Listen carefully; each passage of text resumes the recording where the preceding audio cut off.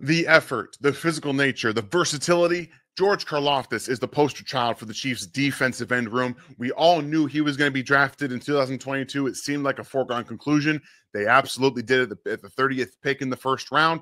And this is the type of player they value, that they want in the defensive end room. George's former Purdue coach now works with the Louisville Cardinals. So in the offseason, the Cardinals brought in Karlaftis to work with the defensive end room. He makes a friend. The guy's name's Ashton Gillotte.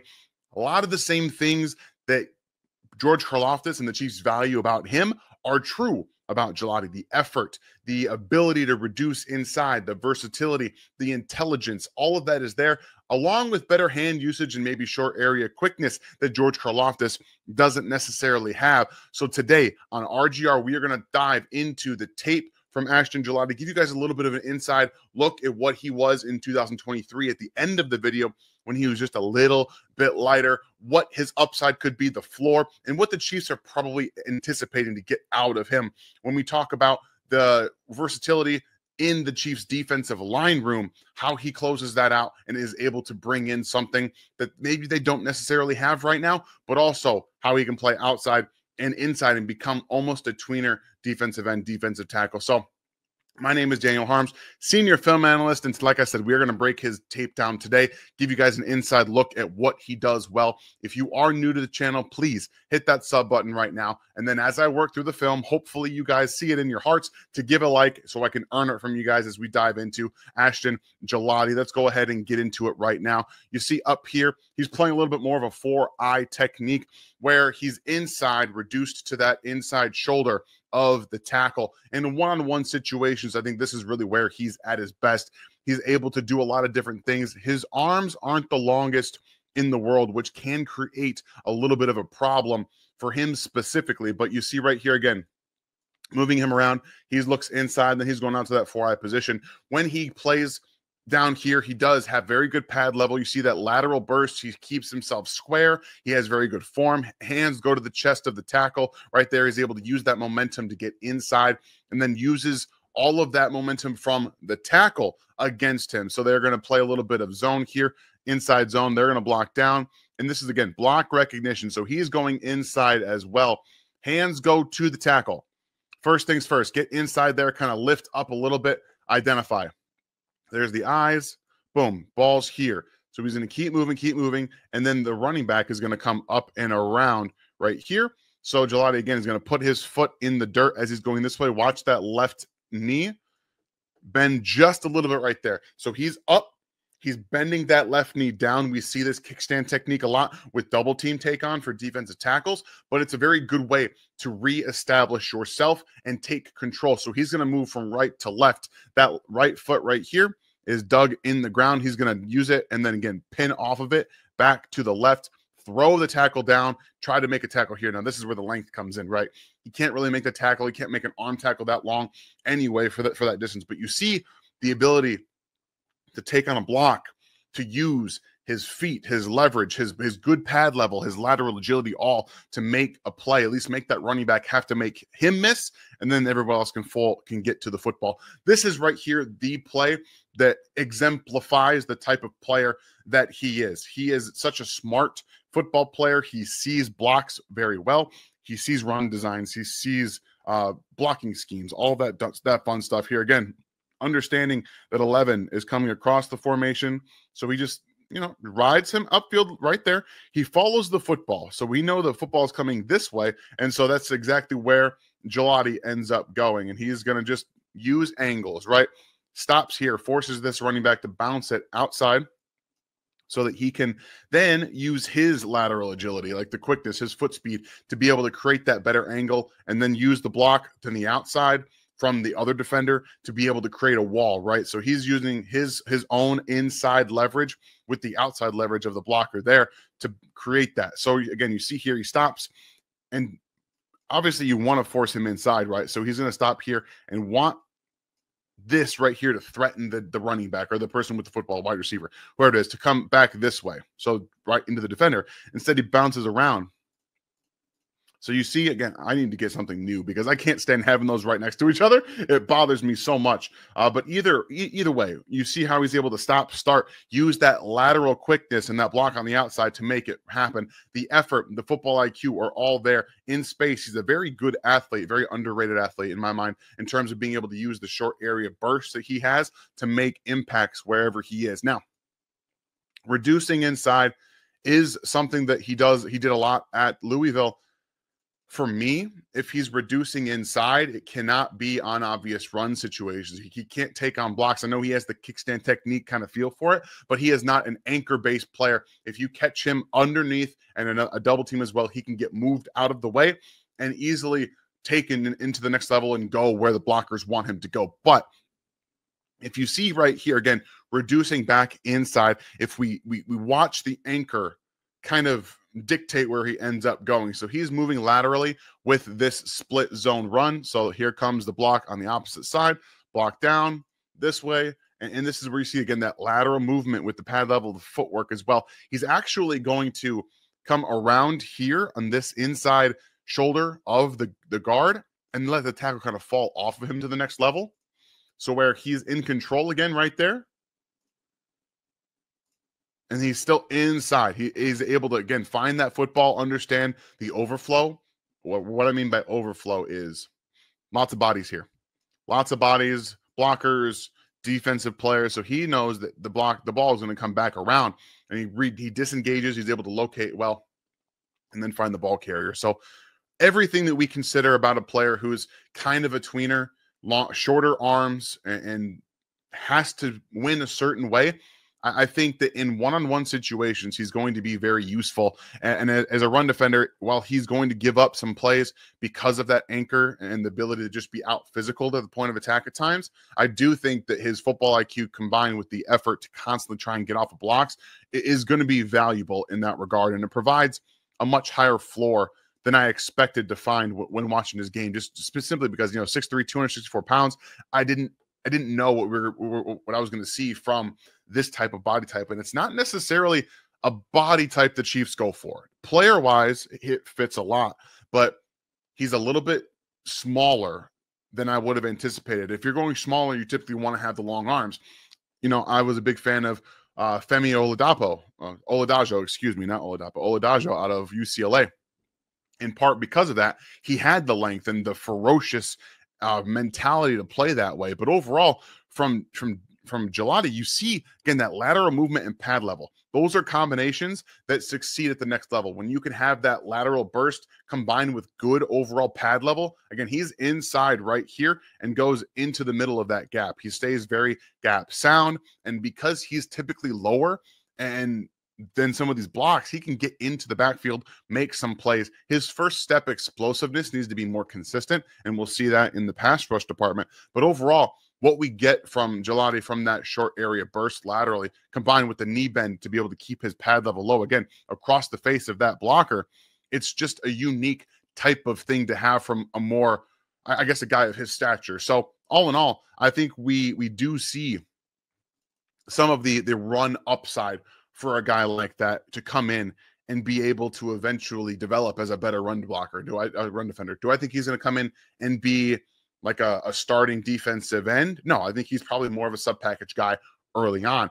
Drafting him at the top of the third round, does that make a lot of sense for them? I don't know. We are going to get into his pass rush stuff here in a little bit, but let's talk a little bit about one of our newest sponsors and one of the best sponsors that we have in Underdog. And this is where we get to have a little bit of fun, make a little bit of money, because at least try to again, as we usually do. But if you guys are in on Underdog right now, you can, if you're not on Underdog, you can use the code RGR at sign up and get up to $1,000 bonus deposit on your very first deposit. So how this works is we are going to make a pick'em slip for the NBA playoffs. And as it's still running right now, you guys know I try to stay in my own wheelhouse of some of the players, right?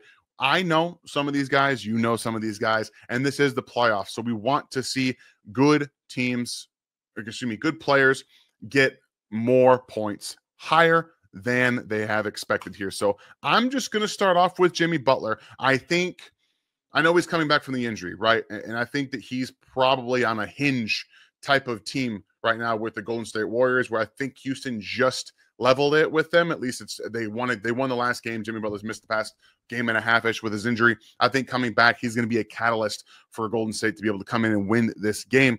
LeBron hasn't had the best series, if I'm not mistaken, in terms of points. So we go down here. I guess I was wrong. 38 against Minnesota at Minnesota, and then 27 here. They're going back home tonight. 26.5 points. You know what? Let's go ahead and hit the higher on LeBron to score, higher than 26.5 points. But again, you guys don't have to follow me. Follow along my slip. You can make your own. But again, use that code RGR to sign up and get your deposit bonus up to $1,000. One of the cool things I love about this also is that when you've been doing it a little while, you get things like this on your home screen, whether it's the app or online, the discounts. You get to all the way down to a 0, or you typically get 5 or 6 points off of a higher or lower pick 'em, which is awesome to see. But also you get gimme picks. Yes, you sometimes have a $50 max on that, but it's a lot of fun to do that and put it a part of your slip. So I'm just going to have this here. We're going to put in a good amount of money, and overall, we're going to hit the send on that. And again, make sure you guys are using that code RGR to sign up and be a part of our underdog journey, because we are going to have some fun when the NFL season comes around, making our own pick'em slips with the Chiefs. And I want you guys to be a part of that as well. Again, if you want to, make sure it's responsible and you're not doing anything crazy with them. But overall, it is a lot of fun, and we're very happy to have Underdog, along for the RGR ride. Now, back to Gillotte. This is him up here at the top of the defensive line. And again, I'm not expecting him to be the best pass rusher in Kansas City, okay? That's not why they drafted him. They drafted him because of the fit and because he's actually a much better athlete than you would expect for a guy his size who looks a little bit stockier. You see, he's got that sand in the pants. He's much thicker on the bottom half, the thighs and the calves. He is a thick-bodied player, but he has ankle flexion. He has better athletic tools than you expect. And for where a guy really in the NFL right now, having speed to power is essential. If you can't rush with speed to power and be able to move guys into the backfield, you're not going to have success. This is where it comes down to for me, because he does rush with speed to power. He has the ability to go through gaps because of that.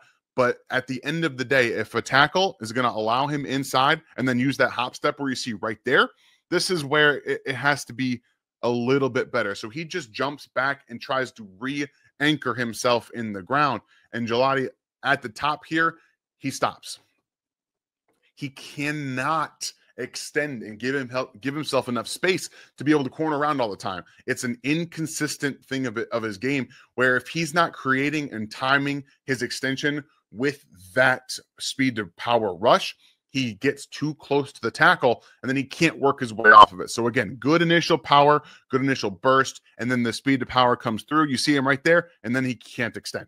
He just doesn't have the length to be able to do it. Sub 32-inch arms on Gillotte does make it more difficult for him to get off of blocks in the run game and against pass protection. So that is something to be concerned about to an extent, because he's got much better hand usage than I expected. So you have to be able to project that a little bit as well. But finding ways to win with speed to power and then using quick hands to disengage instead of just an extension is going to be a really big, important step for him to become more than just an average defensive end and player in the NFL.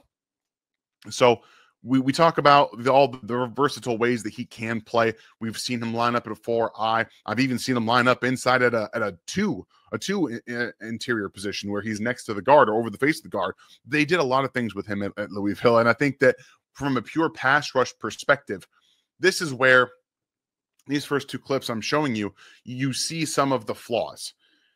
There's going to be flaws with everybody, especially at the third-round pick. I know a lot of people were talking about how teams wanted to move up to try and draft him, and that's all well and good. You do, again, see the problem here is that he's going to go to the long arm. When you have sub-32-inch arms, the long arm is ineffective to be something you use on an all-the-time basis. But initial good burst, again, when he gets off the line, I think he can threaten better than he typically does, but it's very inconsistent again. So there it is, hand into the chest, a good initial burst. He's going to bend back. This is where I want to see the counters just a little bit quicker. He rushes with effort, but right here at this point, when you are inside, he's already going to go to the spin. I need it to happen just a little bit faster, just a tick faster. That's all it really is. I know the ball comes out quickly anyway, but it's more about utilizing that open B gap right here. Honestly, once you see that B gap open, you know you've got a blitzer help right here. Just get a little bit outside and then spin back to the inside if that's what you're trying to do. Or outside, inside pass rush moves where you come in and he slaps across with his left hand to go across the face of the tackle. He's already moved that way. So there's just finding different ways because you don't have the length to be able to really extend the way he wants him to. I think he was trying to wait for the body language. I think right here is where he actually hits the spin, and you can see because of where the body language of that of where the tackle is, he's kind of pushing down this way anyway. But I don't even want to see a spin move. And I don't want that. I want you to disengage this hand. I want you to extend and push off so that he falls, and then you can just go forward. That's something that I wanted to see more from him, and he just doesn't have that because of the length issues. So he gets too close to tackles at times, and then he's unable to really use that long arm to throw guys down or even push them all the way into the backfield. It has to be more speed to power based for him to be able to do so. So when we see the long arm start to come out, that's where I'm like, maybe not the best situation for you. Throw in as a counter every now and then to your normal pass rush. I'm totally okay with that. But this is, again, I think where you see the ideas come through, because he is a better burst off the edge guy when he actually hits the first step, when he times it better, and he's actually able to use the athleticism. I think he corners well when he's clear, but he needs to be able to get clear. Otherwise, he gets run up field. And this is, again, nice little Euro cross. Boom. Tackle's done. It's over, and he just gets down the line. The speed to close maybe isn't great, but I do see what we're looking at right here, the ability to corner and win the arc. When you win the arc, you have to be able to get down the line. So right there, feet come down. He's got a nice ankle flexion around, and he's able to get down the line. Now, Jennings is just a different kind of athlete, a faster athlete, but you see what we're talking about. He nearly gets him there with the jersey pull, but at the end of the day, you want to see a defensive end get down the line right here, there. He does a really nice job. Again, he barely goes around the tackle right there, and he just stays close to that yard marker, and you can see how he's able to turn down the line. So the knee bend combined with the hip flexion and ankle flexion give him a route to quarterbacks that not a lot of guys that rush purely based off of power have, especially guys that we consider to be effort-based winners and guys that don't necessarily have the body type to be real athletic winners. He gives you a little bit different feel there. And now his ability to reduce down inside comes to fruition. They do a lot of stunts in games, and I think the Chiefs have gotten more into doing that over the past couple of seasons. And he's good at getting into gaps, right? So he's going to go across the face of the guard right here and into this B gap. He's just going to shoot and then allow guys to loop around, right? Just lots of games, twists, stunts, but he's quick into the gaps, right? So initially, you know that guard is going to come towards you. Number 72 is going to come towards you initially, right? Especially if you have a center who's being asked to go this way, you're naturally creating an open A gap, a rushing lane. So this is where you see them try to attack this way, or he's the looper, excuse me. So he's going to kind of attack this way and loop around, and Gillotte is going to come inside and go right towards that A gap. So you see the loop around. He's able to create havoc in the backfield, force the quarterback to get the ball out very, very quickly. And then you see the pressure he can create and sustain at an interior position. So a guy who can be moved around from defensive end inside to 4-eye or a 3 technique and really cause problems with his ability to get off the football when he does and keep those pads low. He rushes even with low pads, especially when he's condensing inside and trying to get into gaps. So I really appreciate that. And then that ability to just kind of like open the crowbar to open up on those guys is really fun to watch too. So very versatile player. You guys can see if you're watching, if you're still watching, this is how he is such a Spags fit. There's a lot that he can do when it comes to the versatility, the intelligence, and the effort to keep going. Even when he's losing right here, he doesn't win this rep on the outside. And this is what I'm talking about, where he gets inside of tackles too quickly. Now, this isn't a great tackle. Like, he tries to come up and around, and this is where you see better tackles are going to take hands inside and extend you right there. They're going to take control inside, and they're not going to let go. So he does a nice job of working through to the inside, but it's slow. And he just, when he is inside the tackle like that, he's opening himself up to just being swallowed up by bigger tackles. And this is where the NFL jump is going to test him, in my mind, where he's going to get inside some of these tackles and they're just going to either snatch him down or they're just going to swallow him up. And it's just going to be unimpactful. So I have my own concerns about his ability to hold up against the run and the pass. The vision, I understand. Like, my own concerns aside, I understand exactly why he's in Kansas City. And yes, he was the top of the 3rd round pick.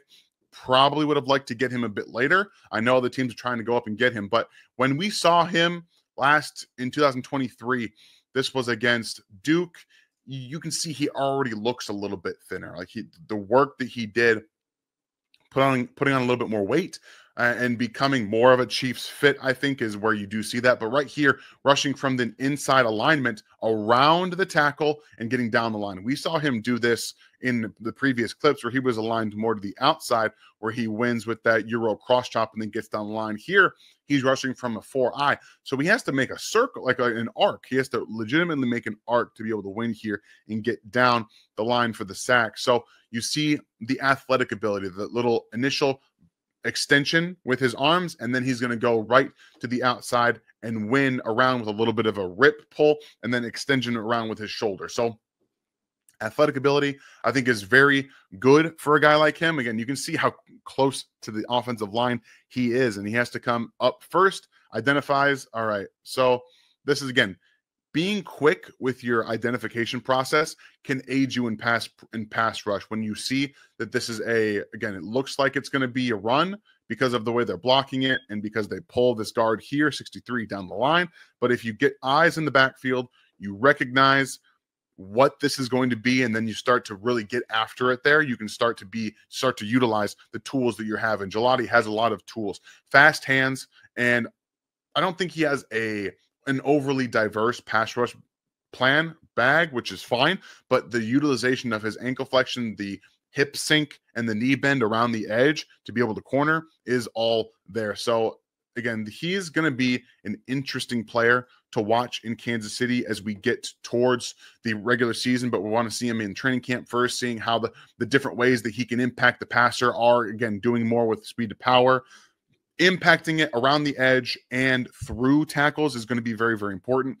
I worry that he's not going to be able to really win around NFL tackles. That's my big concern, because when it's only speed to power and you can't offer anything else around the edge, I know he's a better athlete than some of these guys his size, but I do wonder, because of the inconsistency with his first step quickness to be able to attack outside. And NFL athletes are what they are; they're just much better in general. I wonder how that's going to impact him as a total pass rusher. So my own opinion is I don't think I would have drafted Ashton Gillotte here, and I'm a bit lower than a lot of people are on him. I don't see the upside. I think the floor is much higher than I expected, but overall, the inability to really extend in the run game and the pass game and pass rush to create space for himself to win underneath and around or to the inside, I think is going to be a hindrance.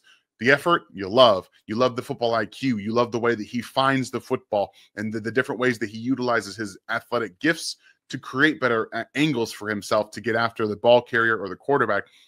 But overall, I have a lot of questions. So I'm very interested to see how he can get better, because again, the hand usage is good. The hand usage is good. I really am concerned about that. But from a Chiefs perspective, he makes a ton of sense. And I don't think he's a Mike Dana replacement, but you can see the vision with where he can play outside. He can rush from the interior, and it gives them a versatile player, at least early on in his career, as a sub-package rusher / defensive end, that you don't feel bad if it's second and long and you put him out there as a sub-package rusher on the outside, in terms of being able to hold up against the run. So there is a lot that he offers, a lot of versatility that he offers the Chiefs specifically. And for a guy who might win late, if you think about them drafting Norman Lott, putting him with Chris Jones, guys that can get to the quarterback quickly from the interior, and then you take George Karlaftis and Charles Menahue, Mike Dana, and Ashton Gillotte to the outside, you can see the vision of how those quick interior guys, even Gillotte to an extent, can get past those guys quickly to be able to force them out to the defensive ends that will win late. So effort, I love the ability that he has from that regard and the football IQ. I'm just weary, but you guys know that at the end of the day, it doesn't really matter what I think. It matters what ends up happening on the field and what he can become. So it's all about the work he puts in, and I can't wait to see it. I hope you guys enjoyed this breakdown of Ashton Gillotte out of Louisville, because I do think that he makes a lot of sense for the Chiefs in the way that they construct their defense. That's the most important thing, the way that they construct it. So if you guys are new to the channel, please hit that sub button right now. Ryan is going to be on vacation. Gary will have a video for you guys tomorrow, and I am working on a members-only video rant from the NFL draft. Some of my favorite things, some of the crazy things, shenanigans that happened, and then some of the post-draft shenanigans that we have been, I guess, afforded the opportunity to see. So again, I hope you guys have yourselves a great rest of your day, and I'll see you next time. Thanks for watching this video from the team at RGR Football. Click these videos to see more, and subscribe to RGR Football.